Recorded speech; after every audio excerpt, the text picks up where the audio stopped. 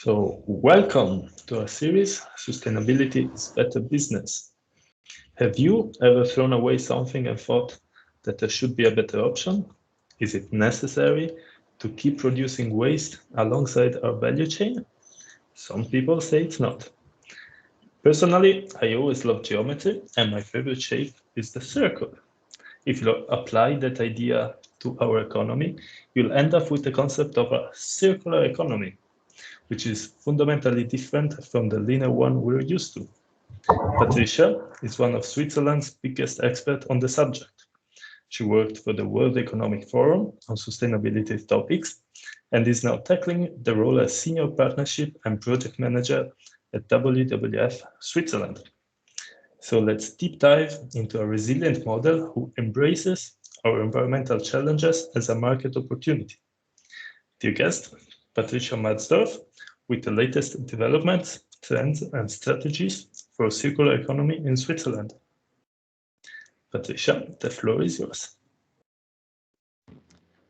Thank you very much, Andrea, for that very impressive introduction. I have to say, I think you might have overshot the mark. I'm definitely not Switzerland's foremost expert on circular economy, but I'm very, very happy to be here today with you. I'm going to try and share my screen before we dive in, but perhaps actually before I share my screen, I've got a couple of questions for all of you in this room to kind of gauge where you're all at in terms of your circular economy level.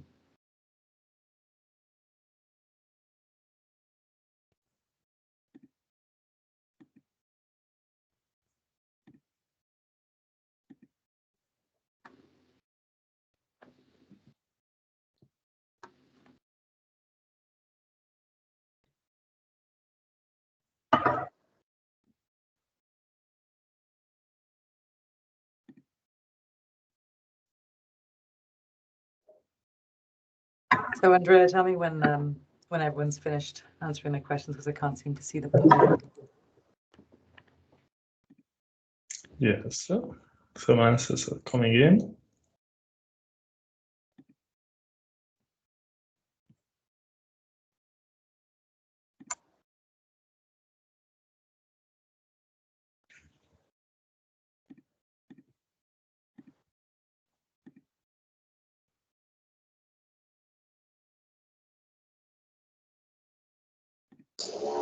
I suppose you're working in the chat, but do I see the chat as a user? I don't. I'm not sure. I don't see the chat. Andrea, do you have could you tell us where we stand? Or where does the discussion happen? Yeah, there's a pop-up coming out, at least at me, with Polly and with the questions. Not with me, so. Okay, so we switch it up. So I would just like to see a little bit who's in the room. So my first question to you is if people can turn on their cameras just for a second so I can get a bit of a sense. First off, who knows what the planetary boundaries are, and more or less? You can raise your hand if you think, yeah, I kind of know what they are. Yeah, okay. So most people in the room, okay. So, and in terms of your circular economy knowledge, would you say, first off, I'm interested, or you say I know kind of I'm on the basics, maybe you're here, or I'm total pro, you've got two hands up. Yeah, okay, that's pretty good. Okay, so so we got quite a lot of knowledge, and just one last question is, how much do you work with circular economy? So if you do like 0 is like, I don't work with it, but I'm kind of interested. 1 is I'm getting in touch with it. I'm getting in. It's a little bit becoming more of my everyday. And 2 hands up is I do work with it every day. Okay. Oh wow. You know, I don't know if I'm going to be able to tell you a lot of new things in this session then. It looks like there's a lot of really people who are in the thick of it. So I'll skip some of my slides, but I'll just get going for now. Okay, so I'm going to share my screen. Bear with me. So which So please just let me know. Do you see the screen with just just my PPT, or do you also see my notes? Just the PPT. Wonderful. Okay, so thank you very much for Kickstart team for having me here today. My name is Patricia Matzdorf, as Andrea mentioned, and it's my pleasure to give you a bit of an overview of circular economy in Switzerland today. Perhaps, but before I kind of dive in, I'd like to say a little bit about myself and why I get to be with you. So I work for the WWF Department, Innovation and Socioeconomic Change. We basically try to work on topics such as the planetary boundaries. We try to work on all of the ways that are going to help us transition to a circular or one planet reality and society. And for that, we're testing that approach on two levels. One, we try to look at the top-down part. That's my colleague Ion. He works on the systemic level. I and my colleague Ingrid, we work on the bottom-up. So we try to work with startups, initiatives, and projects that are trying to test new ways of producing and consuming. And in addition to that, I have so circular economy is obviously a very central part of that. And so we do that in the scope of the One Planet Lab. But I also have a second hat where I get to work with the topic of circular economy for WWF specifically.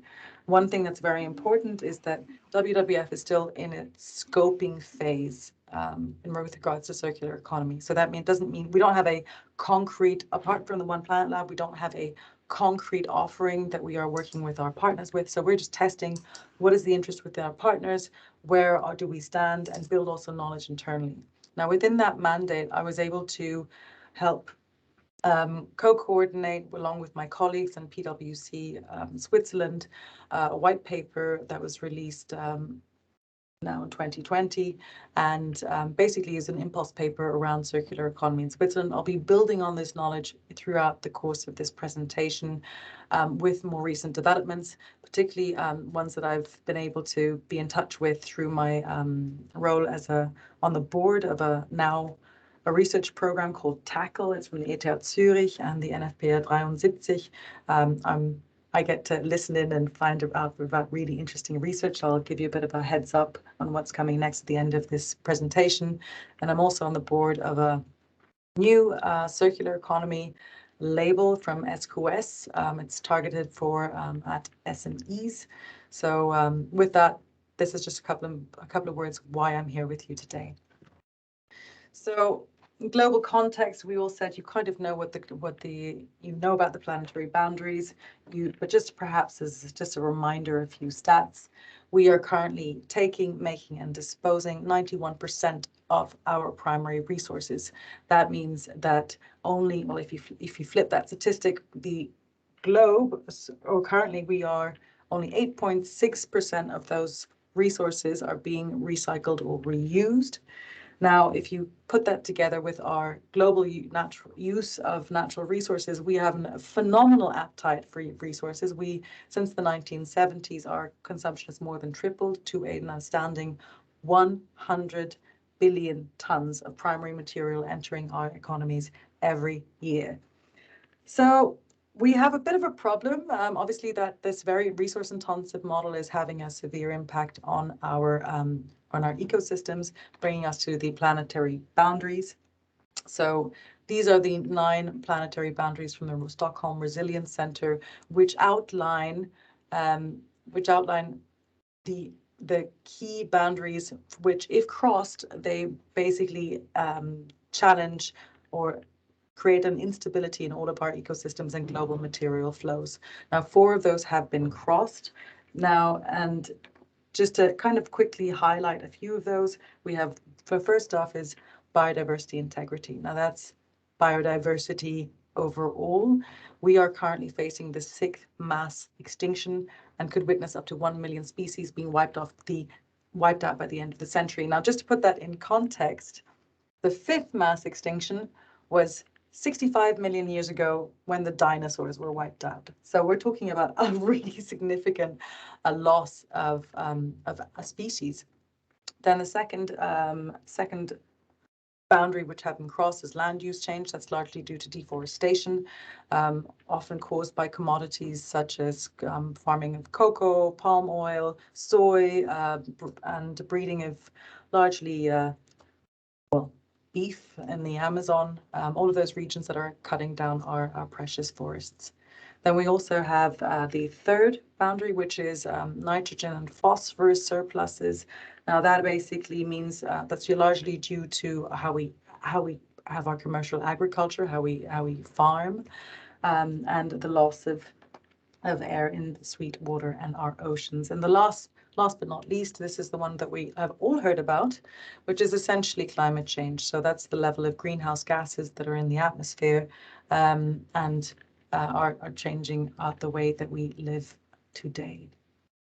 So now, just perhaps staying on climate change, the UN Environmental had basically the gap emissions report that was released by the United Nations in at the end of 2020, which basically states that we are currently on a 3.5 degree path. Despite COVID, despite not traveling, we still are actually on a very worrying trajectory. Now, if we do not change that, and circular economy is potentially one of the approaches that we see as being a means to try and tackle the challenges that we've outlined. Now, one thing that's another important piece, well, circular economy has over 100 different types of definitions, but we decided that it was really important to transparently communicate circular economy as being a vehicle for achieving sustainable development. So we choose the Brundtland definition for sustainable development from 87 and we integrated that with the circular economy, highlighting 4 distinct strategies. Many of you probably know the Ellen MacArthur butterfly. This is essentially just a different way of phrasing the biological and technological resource cycles in a different way, but I'll deep dive into those briefly. Narrowing is essentially producing more with less. So really trying to reduce all of the inputs that are going into your resource production. One good example is Yasai. It's an ETH startup, which basically is about vertical farming, less soil, less water, no pesticides, local, and using renewable energy. So they actually have a couple other strategies that they're using as well, but it's essentially producing more with less. Hansraff is essentially a household product where you just one drop and you can clean your whole house. It's incredible. Another strategy, which were probably it's most commonly associated with the circular economy, is essentially recycling. That's what often when people think of circular economy, they think of closing the loop. These are 2 good examples. Stotz, which is, I think Jan Meisenbach probably has something to say here because he worked together with them, I believe. They essentially have created an industry alliance with Wear2Wear, and they use recycled cotton to produce new clothes. Or Buy You With Love, they've created a whole jewelry set made with recycled gold from Dell computers. Regenerating is probably one of the loops that is not as commonly known. It essentially works with net positive strategies, so improving the natural ecosystem, so leaving it better than where you went into. And here we have really good examples from Patagonia, which is really promoting regenerative agriculture.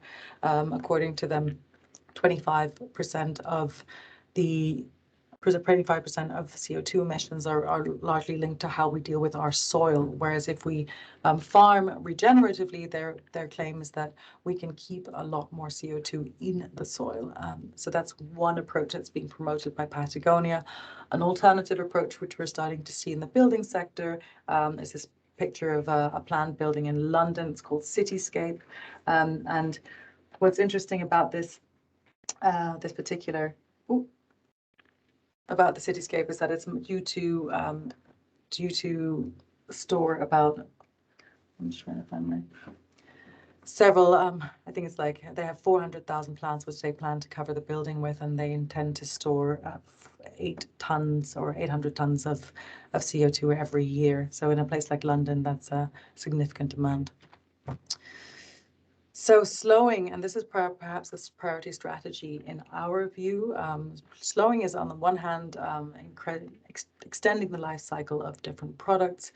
So we are reducing the pressure on new primary inputs, which means essentially also consuming less in the overall number. So Too Good To Go is one of these. So this is one of the biggest, I think, B2C second-hand food marketplaces, and essentially what they do is I'm sure we've all heard of them. They're fairly big in Switzerland. Essentially, they go to bakeries and different restaurants, and outside of peak times, they then take those leftovers and resell them through an app. Or this is another good example is basically the recycling opportunities that are presented by startups or companies like Nudie Jeans or Patagonia, where you have repairing as part of your service.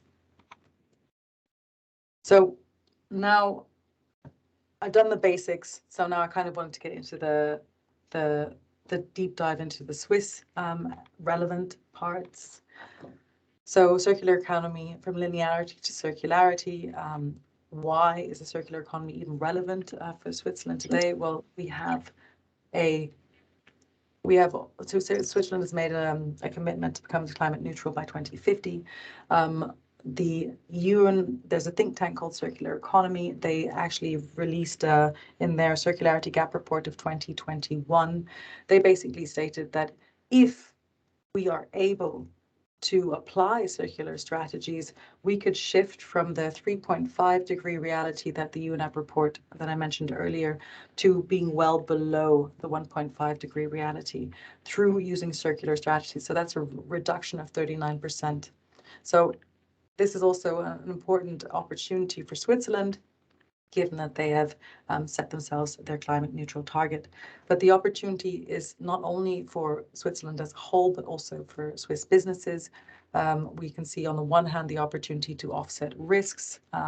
The pandemic, particularly during the lockdown phase, it was easy to see that disrupted value chains and disrupted supply chains create more risk. And so if we are able to produce more locally, if we're able to reuse and recycle a lot of what we are putting out rather than putting into landfills, this will give us an opportunity to also offset such risks. But more than that, there's also a significant development in environmental law. So we have seen over 1,200 new environmental laws come into place since the Kyoto Protocol in 1997, but more so since the Paris Declaration in 2015. So if a company wants to get ahead of the curve, it needs to be taking that into consideration now, particularly in Switzerland, and we'll get to the political developments a little bit later in this presentation. Now, the other opportunity is also financial. So quite interestingly, now the developments within the European Union around reporting and investments, they have also translated into also the investment landscape within Switzerland. Now, actually, for the first time, the Swiss investments have 52% of them have some kind of element which are linked to sustainability. There's been an increase of 48% growth of the Swiss sustainability investments or sustainably linked investments. I can send you the report from the Swiss Sustainability Investment Group if you're interested following the presentation. And last but not least, it also enhances our opportunity to remain competitive. So about 60% of the trade volume from Switzerland goes to European partners, which basically means that if we want to continue trading with our European partners, in light of their upcoming circular economy action plan, this is going to mean that Swiss businesses will adapt to remain competitive. So the arguments are nothing new for a lot of people in this group. What I wanted to actually go through is, for those of you who did not hear about the report from the Berner Fachhochschule, Bern University, and the Circular Economy Switzerland and the KOF, they basically made a first representative study of circular economy in Switzerland and published it last year. So here, these are some of the key findings. So where do we stand? Essentially, the first finding is that we're standing right at the very beginning. So we're about 10% in our journey. Now 8,000 different companies answered this survey, and it's quite a landmark study because it really gives us an idea of where we stand to date.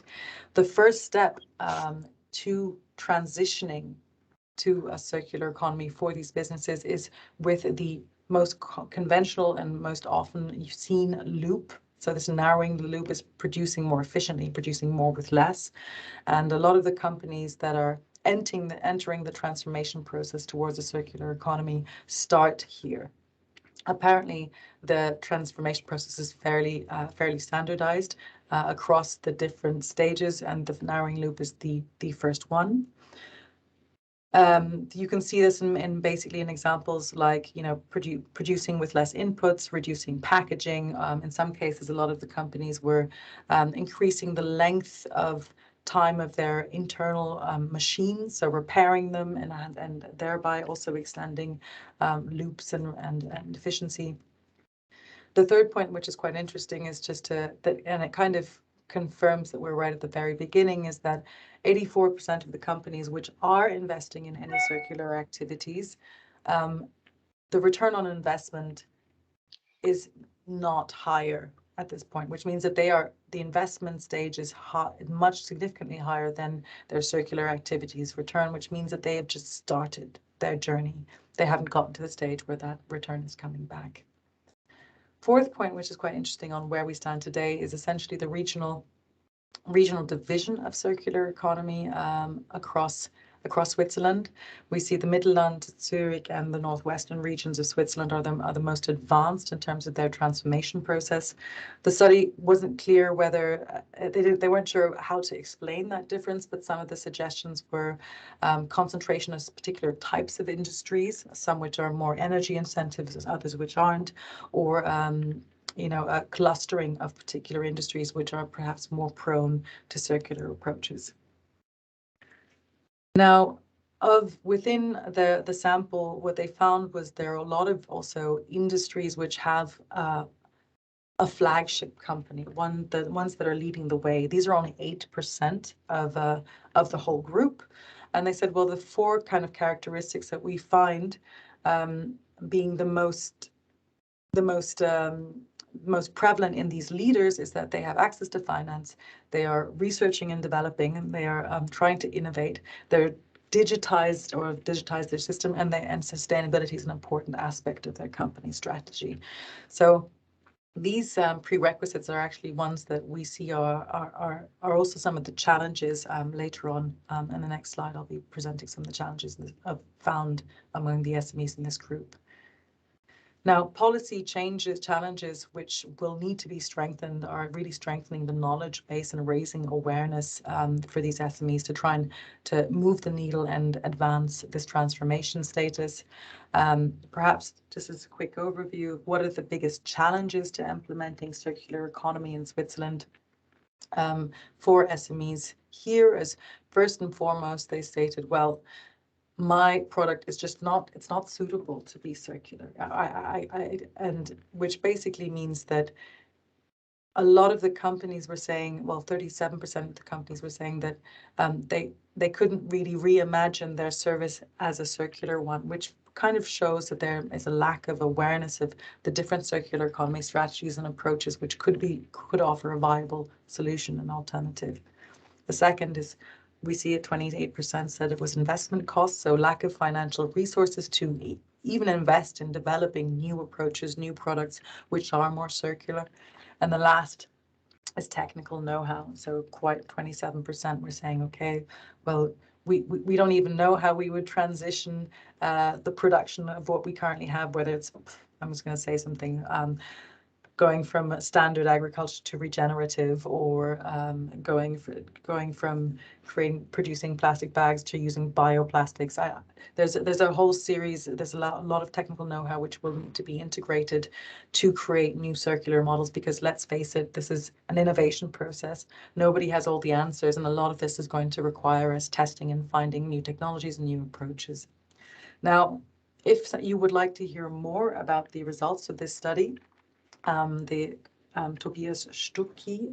He was lead author for the study, and there will be an event by Green Buzz on the 10th of February. So if you're interested to learn more in his breakout, feel free to join us there.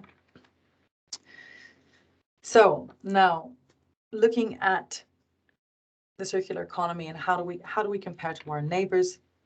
So we know that the Circular Economy Action Plan has been in effect since 2015.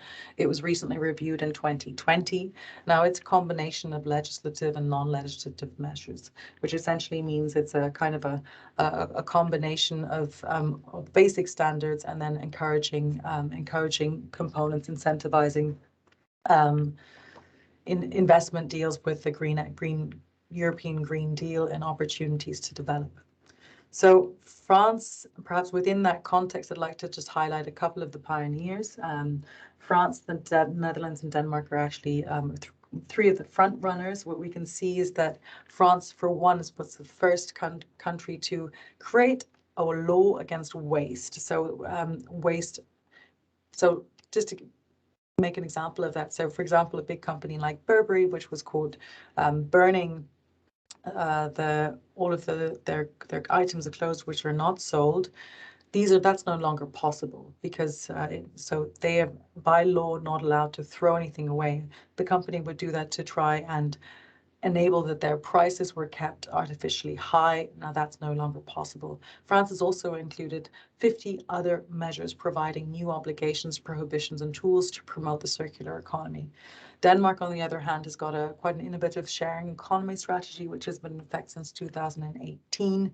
And Netherlands has quite a comprehensive circular economy implementation program with quite clear legislative amendments.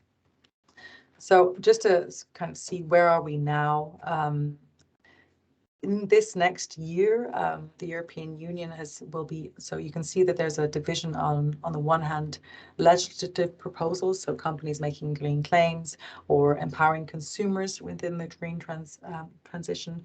There's also going to be a review of the new Eco-Design Directive. So the Eco-Design Directive is particularly important for companies that are going to start trying to redesign their products to integrate the sustainability aspect into their production cycle. So really thinking upstream, because one of the stats that came out of some of the European Commission research is that 80% of the waste that is produced in any given product or process can be designed out at the design stage. Hence, it's also one of the very interesting directives which Switzerland should be looking towards. Now, the next point is really looking at where does Switzerland stand in this space, and for that, actually, I would like to invite a close partner and colleague to lean in, as she's been in the midst of things in presenting in the new political initiative on strengthening the circular economy. With that, I'd like to ask Simone, can you say something so we can hear you? Yeah, wonderful. Over to you. Here. Thank you very much, Patricia. Maybe to start, I would say, unfortunately, Switzerland is not a front runner when it comes to the political involvement, but at least we have started now. There were a lot of several initiatives on political level. For instance, someone asked for plastics to be recycled, someone asked for a digital passport for building materials, and so on. So the National Council actually decided to build a bundle and to start a parliamentary initiative with the goal to implement the legal foundation for a circular economy in Switzerland. This parliamentary initiative was placed at a commission from the National Council. So a few people sat together and started to think about how to change the environmental law in order to establish the circular economy in Switzerland. Where are we standing right now? There is a draft. The draft is in consultation right now. The consultation period goes until the 16th of February. So everyone, each one of you actually, can give a statement and tell or have their opinion about the draft. What do you think is good and what is bad? What could be changed? I don't have the time to go into too much into detail and talk about every aspect of it. So we actually picked a few for you to look at, that a few that we think are relevant, are important in order to promote the circular economy in Switzerland. The first one I would like to mention is quite a technical one, actually. It's Article 7, Paragraph 6. It's about reviewing the definition of waste. What does waste mean? Now, actually, the law only adheres to waste. That means end of pipe, what we produce as waste. We are actually missing the possibility right now with the environmental law to give new regulations to products, for instance. But this is necessary in a circular economy. Patricia mentioned it. Circular economy is not just about recycling or collecting something, but it's also about changing the products that we have. So it's actually quite a technical part, but it's a really important part, the Article 7, in order to be able to have new regulations when it comes to products. Second, I would like to mention Article 30D, Paragraph 1. It's actually quite, maybe it's not very logical, but actually right now, thermal recovery is more important than material recovery. So nowadays, if you want to recycle something, you have to prove that it's good for the environment. If you can't prove it, it goes into incineration, and this proof is actually quite a lot of effort. You have to buy an LCA, a life cycle analysis. You actually have to show that it's environmentally better to recycle something. So this should be changed, of course, in a circular economy. So in order to actually introduce a circular economy, material recovery has to be prioritized over thermal recovery. Third, I would like to mention Article 31B, Paragraph 4. A lot of you might not know it, but when you produce waste at home right now, this does not belong to you. It actually belongs usually to the municipality. So the municipality decides what happens with it. Well, basically, from a legal point of view, it belongs to the canton, and the canton usually delegates this right to the municipality. So if you want to collect something, you actually have to ask around 2,000 municipalities within Switzerland whether you're allowed to collect something or not. So the new law wants to change that. They want to open it and liberalize it. So there should be like the possibility, if you collect it with the goal to recover it, to material recover it, so to recycle it, you should be allowed to do that. Now, this on the first glance might be a good thing, but if you look a little bit deeper into it, actually I see a lot of problems coming up here as well, especially because proper circular economy means not just collecting, but actually adapting the products and services that are put on the market. That means you need the producers. You need the producers to be involved in the whole process. If you just collect, if you let private people collect material, they are not involved. So there is no incentive to change something in the products. So this is actually an article that I see as rather critical, or I see the possibility coming from it, but also the problems. So we should, this is something, for instance, we would have to look at again and to find a solution so it doesn't backfire, basically. Article 35E, paragraph 1 is an interesting article. It gives the Federal Council the possibility to give requirements about products being put onto the market. It's quite important because, for instance, they can ask companies that the product they put onto the market, they have to be able to be repaired. So this is actually a rather important article. Without this article, it won't be possible to introduce a circular economy in Switzerland. And last but not least, Article 35J, the building sector. Well, it's one of the sectors. It's actually got the highest ecological footprint. So there are some specific requirements, specifically just for the building sector. Which has to change as well, of course.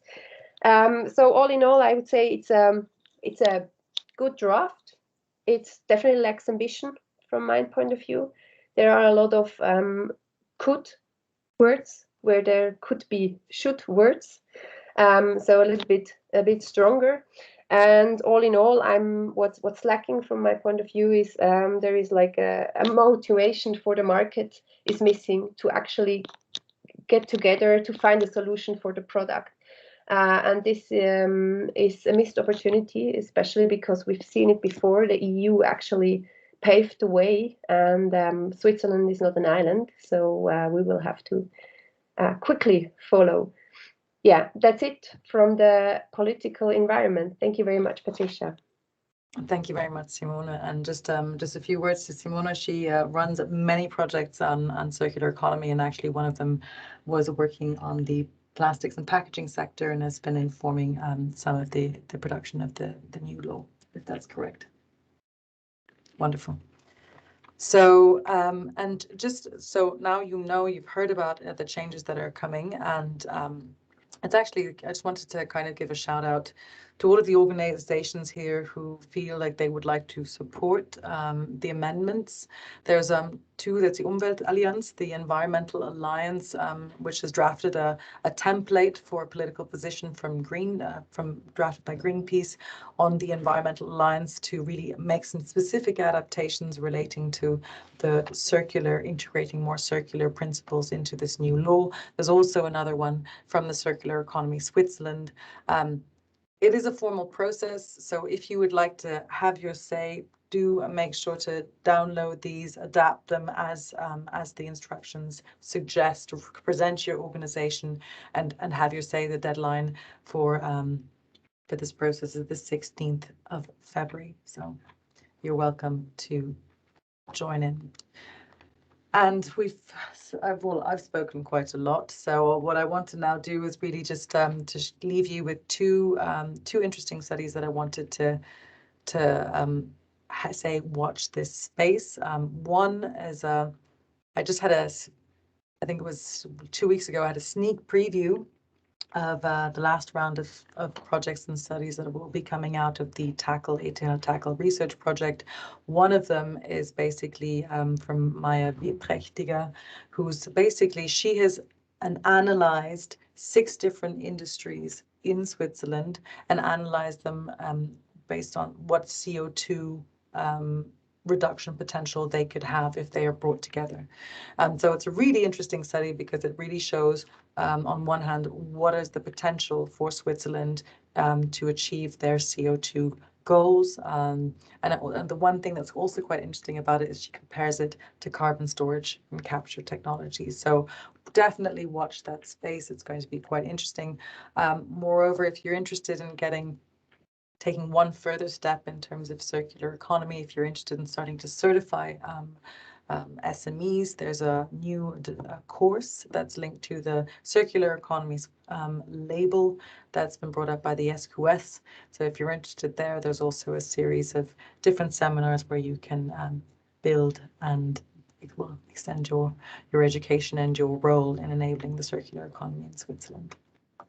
With that, I'd like to say thank you and stop my screen share and hand back to you. Thank you, Patricia, and also Simon, for the insights and the tangible actions that we can take and do. We still have 5 minutes left, so I would open the floor now for some questions, if there are any. And answers. You also get the answers. Yeah, Tiziano? Thank you, Patricia. You showed us there are front runners like Denmark or Netherlands. From your opinion, what they made a few years ago for being a front runners now? What was that?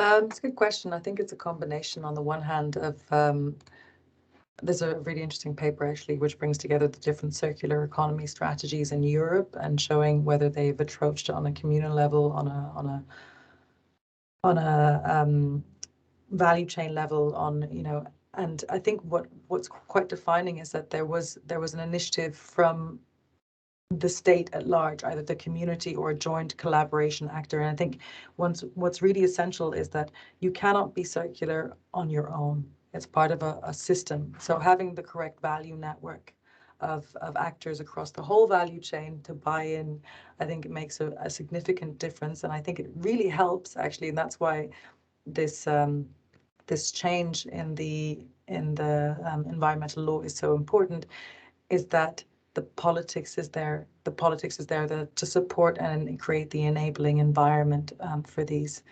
So it's a little bit like in a business, you know, you can't really make sufficient or long-lasting change without the CEO or the head top management. Thank you. Thank you so much. Thank you, Tiziana.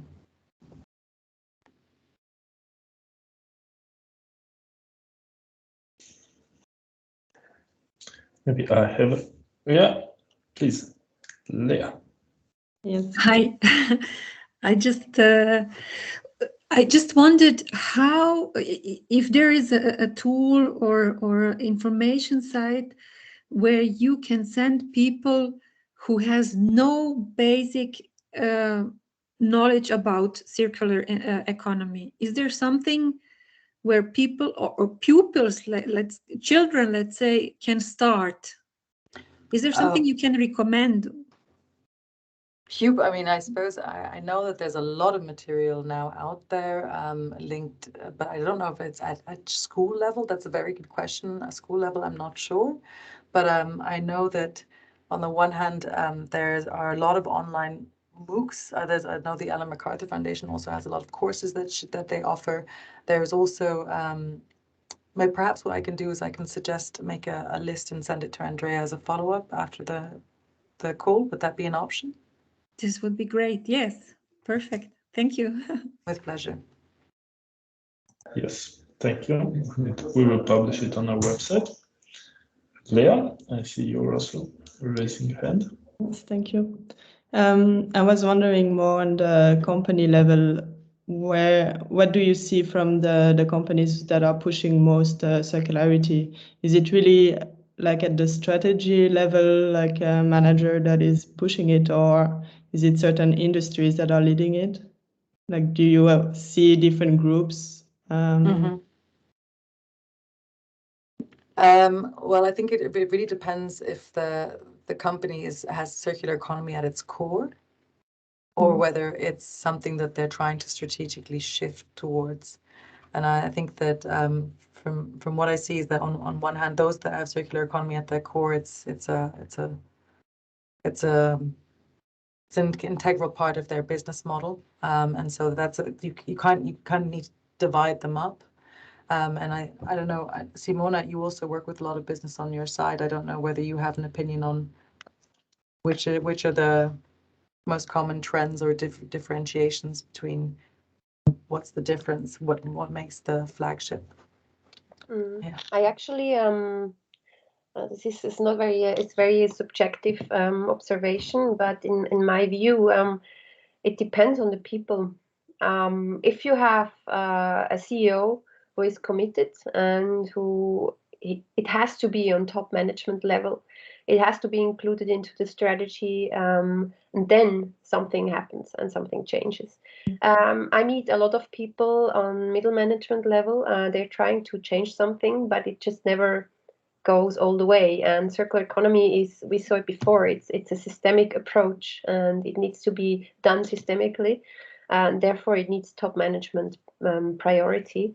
And this basically depends on the person. The way I see it, a lot of CEOs still don't really grasp what it means to change the business model into a circular business model. It's always recycling, and it's more than that. Yeah, thank you. Joelle? Hello everyone, and thank you for the presentation, and thank you for having shared the existence of the position of the Umwelt platform among others today. My question is the following: yeah, do you know when the study by Maya Wieprechtiger will come out?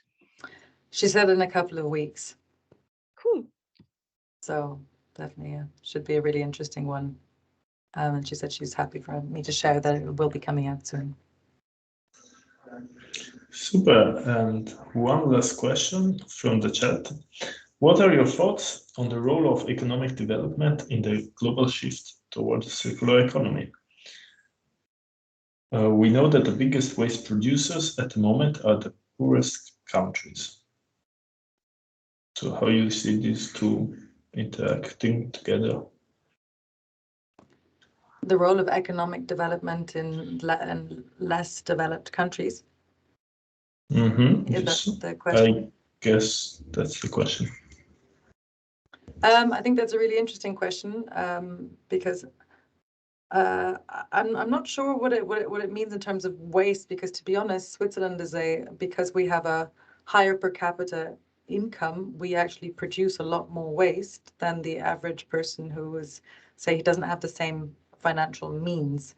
So actually, we are the world champions in producing waste, and we need to actually adjust that. But there are challenges, obviously, in many developing country contexts. Maybe they don't have a good waste disposal system, and that often is a problem. Whether it's there's maybe issues of plastic waste going into the sea, and that's not the ideal way we'd like to see that resource be used. I do think that there is a role for economic development and circularity to come together.